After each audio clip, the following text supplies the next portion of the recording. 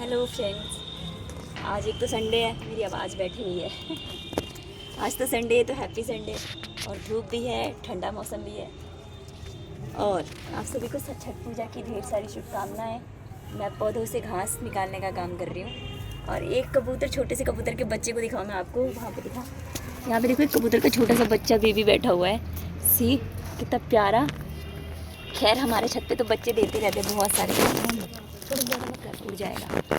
हमारे छत पे बहुत सारे कबूतर बैठते हैं, बहुत सारे। बाई गॉड, पहले हम दाना डालते थे, उसके बाद ज़्यादा तंग कर दिया कबूतरों ने, तो फिर हमने दाना डालना बंद कर दिया। तो आज संडे है और हमारे पेड़ पौधों में बहुत सारी घासें लगी हुई हैं। तो मैं जस्ट ऊपर आई थी बैठने के लिए। तो हमारे छत पे देखो कितने सारे कबूतरों ने छिछी कर रखा है। इतना कबूतरों ने छिछी कर, मैंने सोचा मैं बाहर ये निकाल के फिर छती झाड़ू लगा दूँ। ये देखो कितना घास है इसमें देखो कितना सारा घास है। बकरी के खाने के लायक बढ़िया घास है।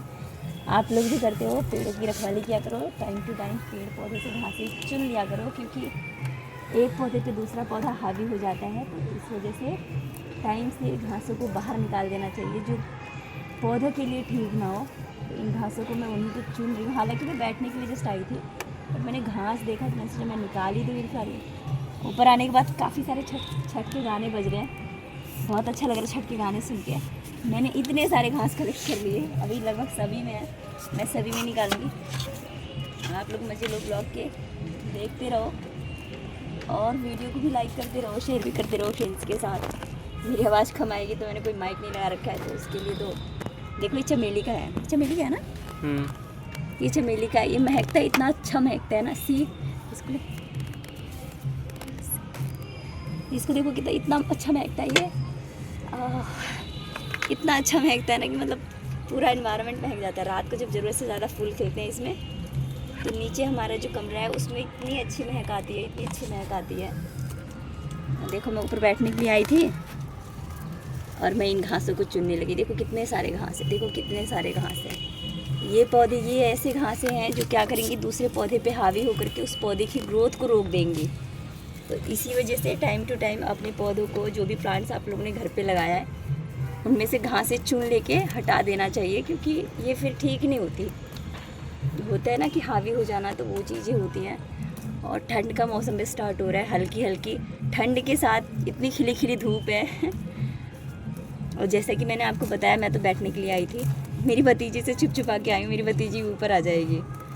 तो फिलहाल के लिए घास निकाल दो, फिर उसको ऊपर बुलाऊँगी। घास निकाल के झाड़ू लगा दो पहले यहाँ पे।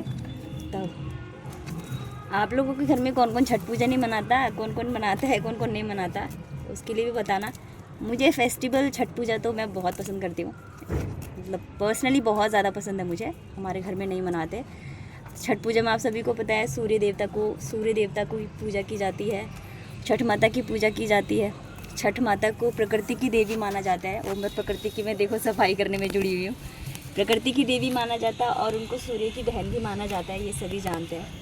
तो छठ पूजा, और रिसेंटली हमारे प्रधानमंत्री नरेंद्र मोदी ने मन की बात में इस बात को रखा है कि वो इंटरनेशनल लेवल पे यूनेस्को की सूची में छठ पूजा को शामिल करने की बात कही है। तो ये बहुत बड़ी मतलब एक अचीवमेंट है कि मतलब एक छोटा सा फेस्टिवल जो बिहार से शुरू हुआ। एक होता है टैग कि तुम बिहार से हो, है ना। बहुत सारी चीज़ें आप सुनने को मिलेगा। ऐसा नहीं है पर्टिकुलर किसी भी स्टेट को लेकर के हम लोग थ्योरी बना देते हैं कि अच्छा वो बिहार से है, अच्छा वो चावल खाता है, अच्छा तुम बिहारी हो। मतलब पर्टिकुलर हर जगह, मैं एक जगह की बात नहीं कर रही, बट आप देखो ये चीज़ें गलत हैं, क्योंकि आप सबसे बड़ा ह्यूमन बीइंग है, आप लोग इंसान हो। तो ये चीज़ें बातें कहने की नहीं है। और ख़ुद देखो आप, बिहार से ही ये फेस्टिवल निकला है। आज इंटरनेशनल लेवल पे आप देखोगे नेपाल में बहुत सारी जगह ऐसी हैं जो मनाई जा रही हैं।